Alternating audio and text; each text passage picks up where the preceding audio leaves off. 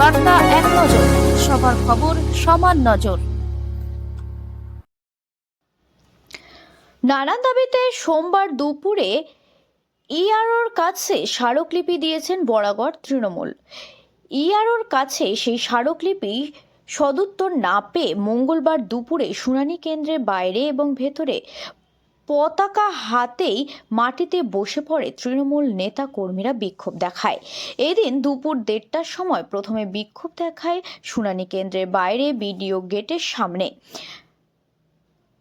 তার 30 মিনিট পর ইআরও এর ঘরের সামনে বসে বিক্ষোভ দেখায় তৃণমূল। বিক্ষোভ দেখাতে গিয়ে অজ্ঞান হয়ে পড়েন তৃণমূলের কোর কমিটির সদস্য শ্যামাপ্রসাদ রায় বন্দ্যোপাধ্যায়। মিনিট 10 পরে তিনি সুস্থ হন। আসেন জিরাট আহমেদপুর গ্রামীণ হাসপাতালে। চিকিৎসক উচ্চ রক্তচাপের কারণে তিনি অসুস্থ হয়ে পড়েছেন বলে দাবি চিকিৎসকদের। ওই সময় ইআরও শুনানি কেন্দ্রে ঢুকতে গেলে গেটের সামনে পথ আটকায় তৃণমূল কর্মীর। 5-7 মিনিট পথ আটকানোর পর ইআরও নিজের ঘরে তৃণমূলের 10 জন প্রতিনিধিকে নিয়ে আলোচনা করেন। সেখানে ছিলেন যুগ্ম বিডিও শম্ভুনাথ দাস। এই আলোচনা ছিল মূলত 11 দফা দাবি নিয়ে। প্রায় ঘণ্টাখানেক বৈঠকের পর শ্যামাপ্রসাদ কি জানালেন শুনবেন।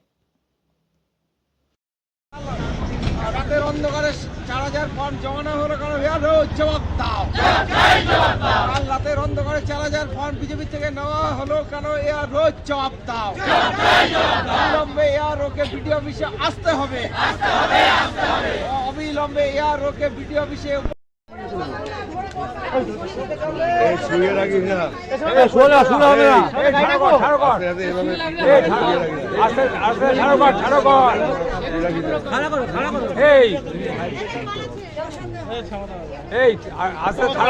বসা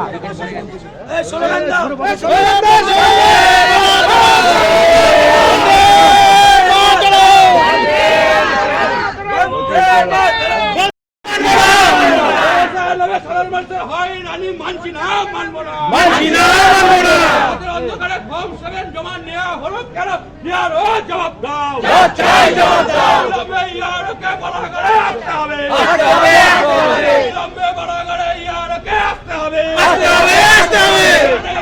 মানছি না, মানবো না, মানছি না, মানবো না। মানুষের স্বার্থে লড়বে, লড়বে, লড়াই চাই। অবিলম্বে নো হিয়ারিং এ 7 নম্বর ফর্ম অবৈধভাবে যে জমা পড়েছে আমাদের দাবি মানতে হবে। অন্যায়ভাবে হিয়ারিং করা হচ্ছে কেন? বিজেপি নির্বাচন কমিশন জবাব দাও। সাধারণ মানুষকে হয়রানি করা হচ্ছে কেন?